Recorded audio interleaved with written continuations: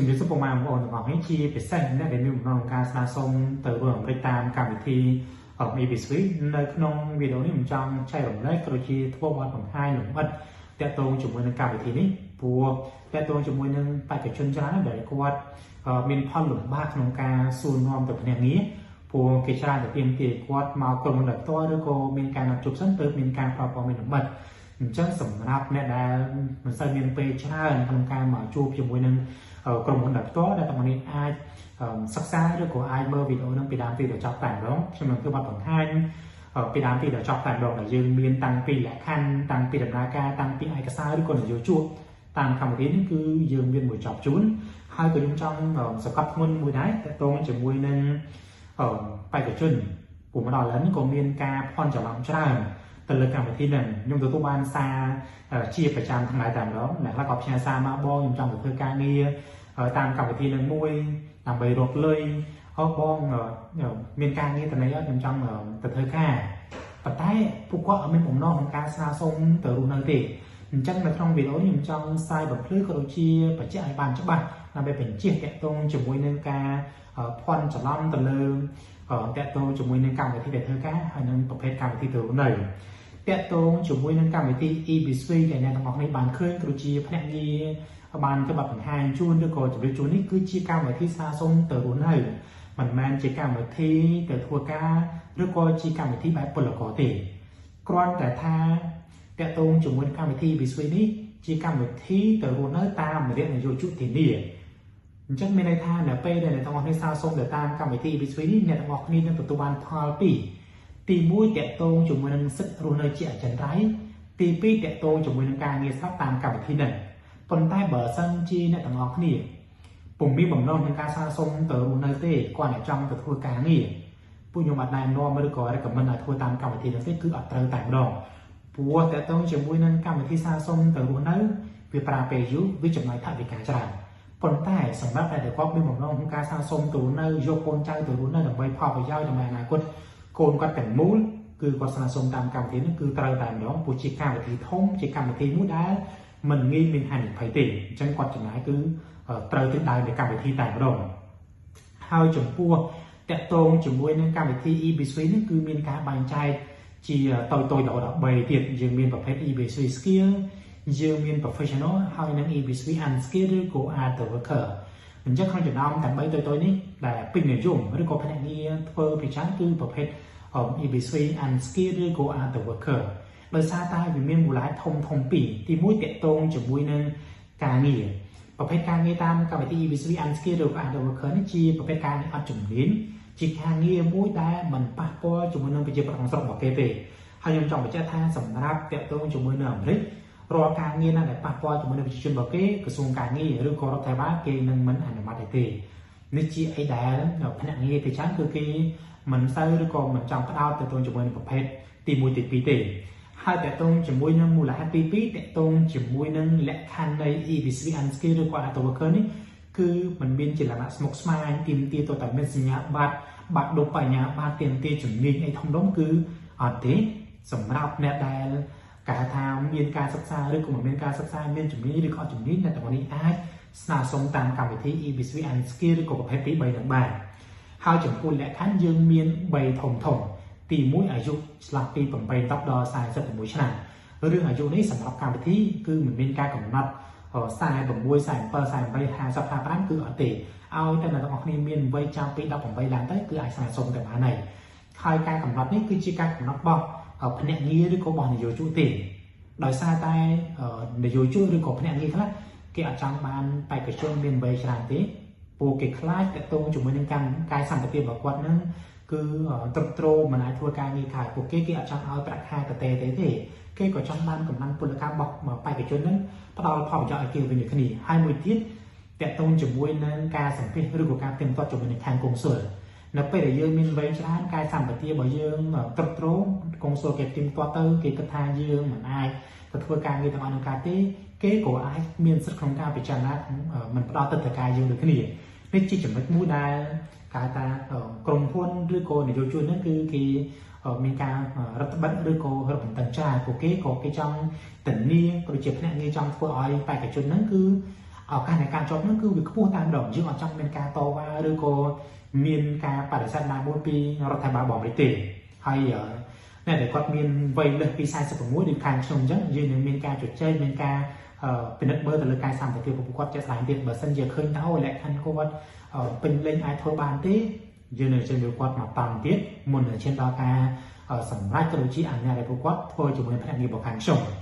ให้และคันตีปีคือแตะตรงจมูกนั้นในโยจุแต่นี่จังเรื่องกลุ่มคนเรื่องของพนักงานแหละทั่วอีบิสฟิตแต่เนาะคือเกมมีในโยจุเอาอย่างไรให้มีแต่ประบิวอดมีต่างปีที่นั้นคือกีแน่นอนจะเอาอย่างไรต่างหลงให้จมูกในโยจุนี่ยงจำสกัดคนได้ก็จำไปเจ้าได้คือเจียสโนสำคัญในการวิธีอีบิสฟิตในเป็นแต่ยังมีในโยจุในมีและคันเป็นได้ทางการแต่ในยืนออกการในการจบผู้ก็อาศัยแต่เลิกในโยจุนั้นหรือนี่ให้เรื่องในโยจุด้วยกับกรมคนแต่นี้นี่มันจะโดนจับใช้ด้วยก่อนเลี้ยงสาวตีให้ก็มันเจไอเด็กยืนเจตายดาวแต่ปีได้ต่อแต่กรมคนด้วยก่อนในโยจุนั้นมีและคันเป็นเล่นของเป็นนามโกการบริแต่บ้านเติมปุกวัดไอมาแต่นี้ยืนกระโดดชีบ่มปิ้งตามและคันในการวิธีบิสวิชอบเจนแต่รุ่นในบ้านให้จมพูดและคันตีใหม่คือเรื่องสกปรกภายในปุ่มเมนจมอะไรก็ได้จึงสำหรับเดี๋ยวก็จังสาสมตามการวิธีนั้นถั่วไม่คือกระเมียนการแต่สกปรกเราเป็นการสั่งปฏิมอมุ่นหนึ่งปุ่มเมนจมอะไรก็ได้จึงและคันยังเมียนใบสำคัญหนึ่งจมพูดเรื่องดำนายกายวิ่ง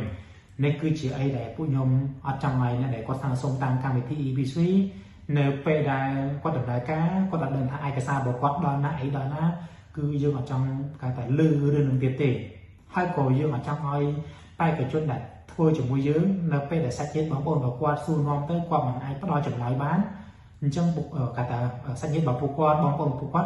ชราแต่ใจให้ที่ใจบอกเกตเลยที่กลุ่มคนนึงบอกประหารยังเตยอันนั้นคือยังอัดจังลือแบบนั้นเตี้ยยังจังลือไปกับจนปรับเติมสัญญาบอกบอกว่าเรื่องก่อนมันแค่บอกว่าไปไหนก็สู้ได้ไอ้กระซ่าเบาหน้าคือปรับไอ้กระซ่าเบากับสงการนี่เราทำมันเบาไว้เราอันวิสิหายแล้วนั้นแต่ตรงจุดมวยในกระทรวงการนี่กิกับพงแต่เป็นไอ้กระซ่าเบาหน้าดอไปกับจนงานคายหน้าคือคนไอ้ปรับเติมสัญญาของคนบอกว่าตายดอกนี่คือจะไอ้เดี๋ยวยืนจังขึ้นไอ้เดี๋ยวยืนจังการเอาไปกับจนบ่อยเยอะกว่าปรับเติมนี่แหละในจุดมีบอกว่าหนังใบเอาปุ๊บกวดแต่กวดตามดาด้วยของมือยืนกวดกับมีพิบกวดได้จนผู้การสำเร็จจนบ่อยยืนไหนจังแต่ตรงจุดมวยแบบไรกันในการวิธีบิสวินี่มุ่นหนึ่งเชียงดอเวียสัมเพียเพลการในสถานกงโซ่ด้วยกับสถานตูดประจำในขมายยืนนี้คือยืนตระชลรักใบสถามันทงสันแต่ตรงจุดมวยการวิธีบิสวินั้นตีมุ่งคือกระทรวงการนี่บอกเลยในไปได้ในตลอดในตัวบานการสปอนเซอร์ด้วยกับการแต่นี้ปีในโยชูห้าจุดในขั้นทงตีมุ่งเดี๋ยวยืนตระทั่วคือการในจำนายกระซ่าเตยกระทรวงการนี้บอกเลยในกระทรวงการนี้บอกเลยนี่ปีเป้เดี๋ยวยืนได้กระซ่าโจรแล้วเราตัวบันการมัดในตัวในตัวโรงจานอย่างนั้นคือจะเราแบบปีค่ายเตอดอกถึงบทไทยเรื่องเป้เวลีนี้เหมือนนั้นผู้ยมจะแต่กับมัดติคือยืนโยงแต่เลิกไปจังหวัดแบบพิบจะแสดงบอกกระทรวงการนี้บอกเลยhowในกระทรวงการนี้นี่มันจำไปต่อผู้ยมบอกการทางปราบบ้านในตอนให้ดังเตะแล้วทำให้ไอ้ตามด้านบ้านคือยืนหนึ่งนายนอนไปตอนนี้ไอ้โจมมือแต่ตรงจุดมือนังการทางอันหนึ่งมัดประจำขายบ้านคือเอาเน้นพอการแต่พิบหลุมบ้านแต่เท้ายืมอะไรเมื่อถึงหลายบ้านไม่ปูแต่ตรงจุดมือกระทรวงการนี้คือเกมเมียนกาเหมือนทางจีซาเต็นนะแดนในตอนนี้ไอโจมบ้านก่อนท่านในเป้ได้แล้วในตอนนี้คลาจีการแต่ไปกับจนแต่คลาสมตามการที่วิสุยให้ในตอนนี้หนังเมียนการแต่เลโก้ประจำครุ่นบ่เยอะไอจะตัดเต็มตัวอันนั้นคือจะมาแต่งหรอกแต่สำหรับเนี่ยเซ็งมันท่าเนี่ยแต่มันทั่วอีพีซีก็ว่าได้เมื่อบ้านท่ากระทรวงการนี้เก็บเป็นเรื่องใครทำนะก็ว่าได้เมื่อบ้านđược thế nàyมันแมนตัวแต่นั่นแหละทั่วบ้านบัดดังเต้คืออดเตะอันนั้นแต่ตรงจุดบนในกระทรวงการนี้เอาเรื่องเอกสารต้ายืนมีเอกสารเกี่ยวกับทำไมยกมาตามด้านเมื่อแต่เลยการตาปล่อยมีบ่อชื่นกระชีพที่มุตวัดบอกเราไทยบายแบบไม่ยอมนึงบังห้างนั่นหรอการตาสลายกับตัวเตี้ยจุ่มพวกแต่โตจุ่มมันสถาบันตีปีเนื้อเป็ดเดี๋ยวยังเจนปีกระทรวงการนี้บอกไปเช้าคือยืนไอ้เป็นต่อเติมอาการทงตีปีบ้านคือสถาบันอันตาไปเดี๋ยวยืนไอ้จีบสั่งเลยได้ US CIS บอกไปในสถาบันเปล่าไว้นี้สำหรับแต่ตัวจุ่มในการตีบีซีบอกยืนนี้ยืนมีจุ่มระปีของการสะสมทองมาหรือก็สะสมเจริญปีมีโปรเซสจำพวกการสะสมทองมาได้การรองจำไปยืนคือจะล็อกปีตัวบนขายเป็นปัจจุบันนั้น គឺមានភាពល្អប្រសើរទៀតជាមួយនឹងមុនដោយជាស្រាយភាពរបស់ខ្ញុំឆ្នាំ2025ចុងឆ្នាំដល់ឆ្នាំ2026នេះសម្រាប់ការស្នើសុំធម្មតាគឺស៊ីពេលត្រឹមតែមួយខែជាងទេគឺគាត់ចេញផុតហើយអញ្ចឹងសម្រាប់អ្នកដែលគាត់ចង់ចំណេញលុយគាត់មិនចង់មានការចំណាយច្រើនទៅរដ្ឋាភិបាលអ្នកទាំងអស់នេះអាចស្នើសុំធម្មតាបានតែបើអ្នកដែលគាត់ចង់ចំណេញពេលជាងហ្នឹងគាត់អាចស្នើសុំយកជាលក្ខណៈពន្លឿនដូចហៅថា premium process បានដែលការស្នើសុំពន្លឿនឬក៏ premium process ហ្នឹងការចំណាយពេលចន្លោះតែ2សប្តាហ៍ទេគឺអ្នកទាំងអស់នឹងចេញពីស្ថាប័នតទៅហើយនៅនេះអាចបន្តដំណើរការធំទី3បានគឺមជ្ឈមណ្ឌលទឹកដីការជាតិបំរិតដែលយើងហៅថា National Visa Center បំរិតហ្នឹងហើយចំពោះស្ថាប័នទី3នេះបើយើងគិតពីពេលវេលាដែលយើងរៀបចំឯកសារចូលរហូតដល់ទទួលបានការណាត់សម្ភារផ្លូវការនៅស្ថានទូតឬក៏ស្ថានកុងស៊ុលហ្នឹងអ្នកទាំងអស់គ្នាត្រូវត្រៀមចិត្តចន្លោះពីមួយឆ្នាំកន្លះទៅជាង2ឆ្នាំហើយចំពោះពេលវេលាដែលពួកខ្ញុំជំរាបជូននេះយើងយោងទៅលើបច្ចុប្បន្នភាពទេប៉ុន្តែអ្វីដែលអ្នកឲ្យគូដឹងគឺត្រូវចេះតាមដានតាក់ទងជាមួយនឹង Visa Bulletin ហើយចំពោះភ្នាក់ងារឬខាងខ្ញុំនេះយើងនឹងមានការណែនាំដូចជាមានការ update ជារៀងរាល់ខែទៅលើ Visa Bulletin នឹងតែម្ដងគេដើរដល់ពេលណាគឺយើងមានការណែនាំតែម្ដងតែសម្រាប់ភ្ញៀវខ្ញុំពិចារណាគឺគាត់ចេះមើលខ្លួនឯងសក្តាថាយើងមិនចាំបាច់ប្រាប់គាត់ដឹងថាអូឥឡូវ e-Visa Unscan ហ្នឹងគេផលិតបេក្ខភាពដល់ខាងឆ្នាំណាហើយគឺគាត់ចេះមើលខ្លួនគាត់តែម្ដងគាត់ថាសម្រាប់អ្នកដែលគាត់អត់មានពេលគឺពួកខ្ញុំនឹងផ្ញើសារគឺជាការអាប់ដេតជូនពួកគាត់ជាប្រចាំខែទៅលើកិច្ចការងារហ្នឹងហើយក្នុងករណី Visa Bulletin ដើរលឿនការរងចាំរបស់យើងក៏នឹងលឿនដូចគ្នាតែបើសិនជាក្នុងករណីមានការជាប់គាំងឬក៏មានបេក្ខភាពច្រើនដែលរដ្ឋាភិបាលត្រូវពិនិត្យត្រូវណាត់សម្ភារអញ្ចឹងឯកសាររបស់យើងក៏អាចនឹងយឺតយូរទៅតាមនឹងជាក់ស្ដែងហើយតកតងជាមួយនឹងចំណុចហ្នឹងភ្នាក់ងារក៏មិនមានសិទ្ធិស្នើសុំពន្លឿនឬក៏បន្តបានដែរគ្រប់យ៉ាងទាំងអស់គឺត្រូវតែរងចាំតកតងជាមួយនឹងសេចក្តីសម្រេចឬក៏អនុម័តរបស់រដ្ឋាភិបាលតែម្ដងគាត់ថាអ្នកដែលគាត់បានយល់ដឹងច្បាស់លាស់គាត់អត់សូវព្រួយបារម្ភខ្លាចតកតងជាមួយនឹងកិច្ចការងាររបស់គាត់មានបញ្ហាឬក៏អាសាបងទេចំពោះតកតងជាមួយនឹងរឿងនយោជកវិញរឿងឯកសារខ្ញុំបង្ហាញនៅស្លាយបន្ទាប់ខ្ញុំចង់សកត់ធ្ងន់រឿងនយោជកតាមកម្មវិធីនេះបន្តិចអញ្ចឹងរឿងនយោជកនេះសម្រាប់ភ្នាក់ងាររបស់ខាងខ្ញុំយើងព្យាយាមចម្រាញ់ជំរើសទៅលើនយោជកណាដែលមានទី1បបិសាទក្នុងការ sponsor ទី2តកតងជាមួយលក្ខខណ្ឌពេញលេញទី3យើងក៏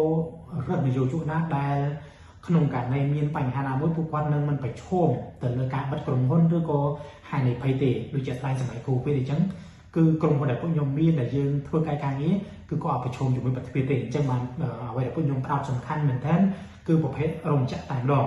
គាត់ថាអ្វីដែលពួកខ្ញុំមានសម្បូរពេញច្រើនគឺជាប្រភេទរោងចក្រចំណីហាយើងមានជាប្រភេទរោងចក្រសាច់មាន់សាច់ត្រីសាច់ក្រកជាប្រភេទរោងចក្រដែលថែបជាប្រភេទគេថាថែទាំកូនឈើជាប្រភេទក្រុមហ៊ុនធំតែម្ដងសូម្បីតែជាប្រភេទ fast food ដែលពួកខ្ញុំមានពេលបច្ចុប្បន្នក៏ជាប្រភេទហាងឬក៏គេថា fast food មួយដែលមានហាងយ៉ាងហោចណាស់ក៏ 4-5,000 ហាងនៅទឹកដីអាមេរិកដែរយើងអត់យកក្រុមហ៊ុនតូចៗមកធ្វើការ sponsor ទេ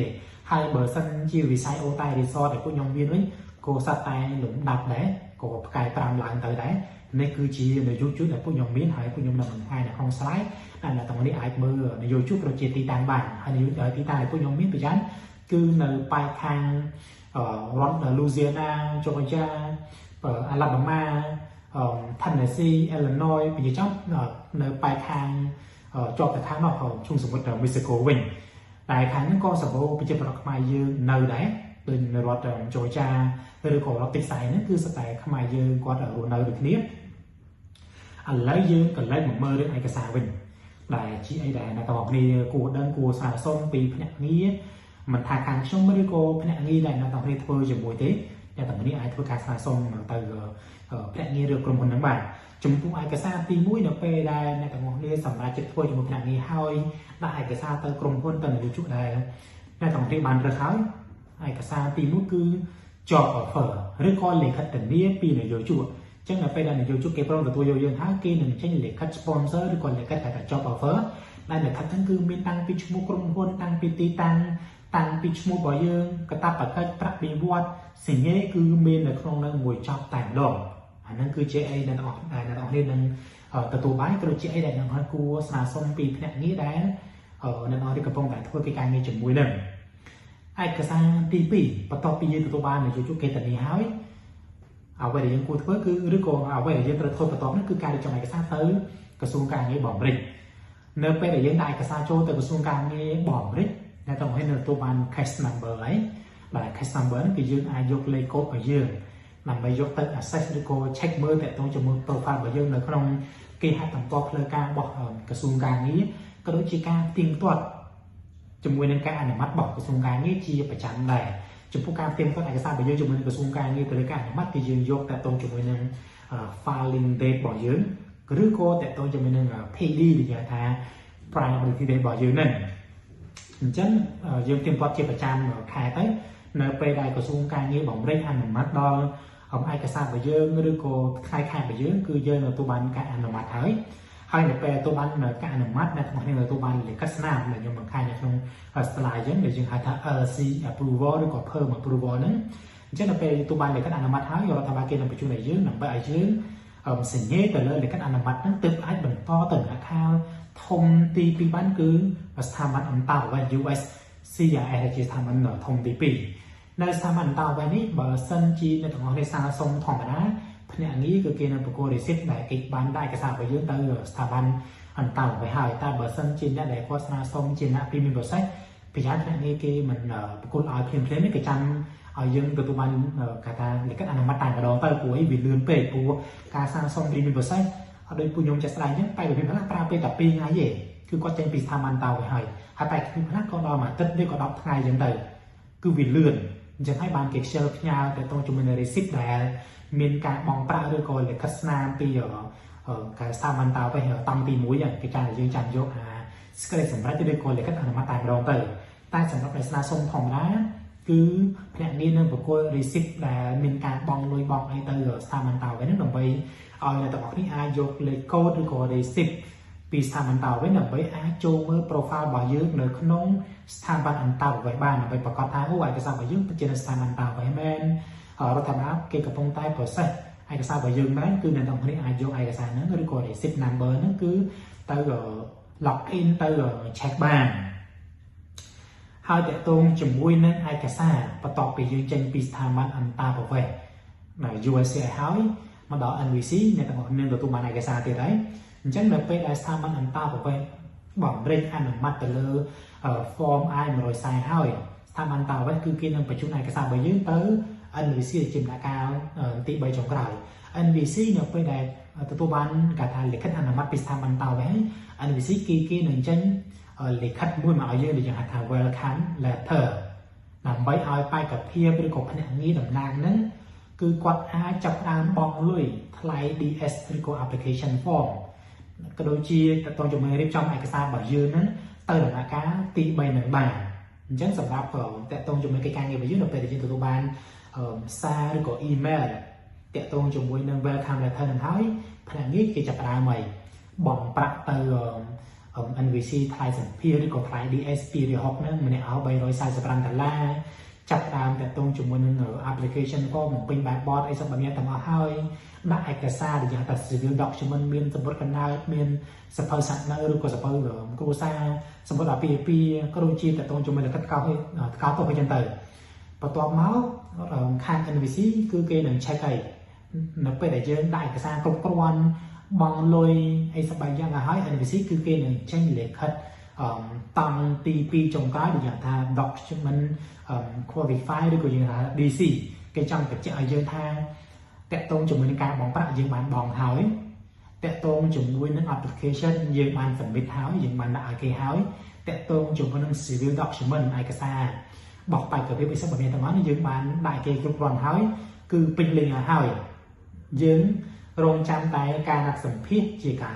สายใจเช่นเป็นเอกสารไปยืมกรุบกรอนเป็นเรื่องการ NVC คือหนึ่งเจนเด็กก็ได้ยืมตั้งตีปีจงกลายหรือยืมหาท่า DC หรือก็ document qualify นั้นคือกิจการเยอะไงฉะนั้นคือกิจการเยอะโรงจำแต่การนัดสัมผัสโรงจำแต่วีซ่าบุลติน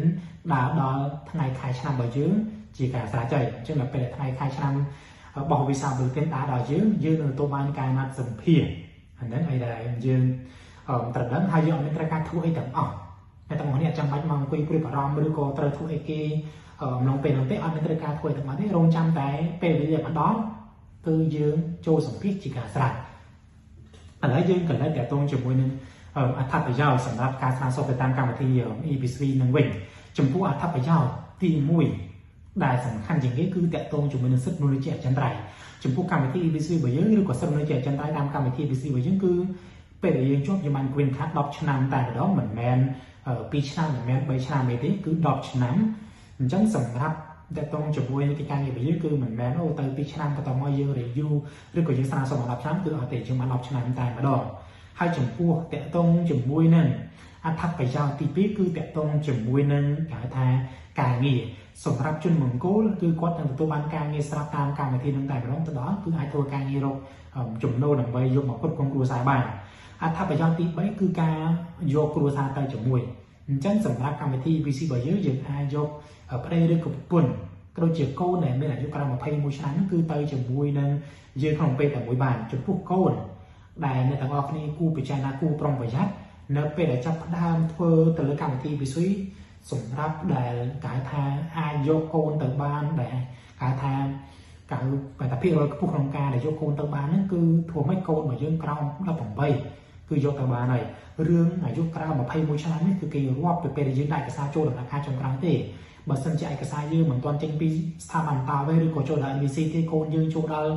21ឆ្នាំហើយកូនហ្នឹងគឺហានិភ័យគឺត្រូវប្រឈមជាមួយនឹងការដកចេញទៅលើការស្នើសុំតែម្ដងគាត់ថាបើសិនជាយើងដកកូនចេញពី application ឬក៏ការស្នើសុំរបស់យើងមិនមែនមានន័យថាវាប៉ះពាល់ដល់ការស្នើសុំរបស់យើងទាំងមូលគឺអត់ទេសម្រាប់កូនដែលមានវ័យឬក៏លក្ខខណ្ឌដែលត្រឹមត្រូវគឺនៅអាចបន្តទៅជាមួយយើងបានធម្មតាហើយកិច្ចការងាររបស់យើងគឺនៅតែទៅរលូនធម្មតាទេអត់មានផលប៉ះពាល់ទេគាត់ថាអ្នកខ្លះគាត់ចង់បានការយកកូនទៅទាំងអស់ប៉ុន្តែបើសិនជាកូនលើអាយុ1ហើយគឺកូននឹងត្រូវប្រឈមនឹងការដកចេញហើយរឿងកូននេះគឺត្រូវប្រយ័ត្នបន្តិចចំពោះអត្ថប្រយោជន៍ទី4គឺការអប់រំរបស់ក្មេងៗពួកខ្ញុំគិតថាក្នុងនាមជាអាណាព្យាបាលក្នុងនាមជាឪពុកម្ដាយច្បាស់ណាស់ដែលគាត់ស្នើសុំចំណាយទាំងថវិការងចាំទាំងពេលវេលាយូរនេះគឺគាត់ចង់ឲ្យកូនគាត់អនាគតល្អប្រសើរបានរៀនសូត្រនៅទឹកដីអាមេរិកអញ្ចឹងចំពោះការរៀនសូត្ររបស់ក្មេងៗសម្រាប់វិទ្យាល័យចុងក្រោយគឺមិនមានការបង់ប្រាក់ទេ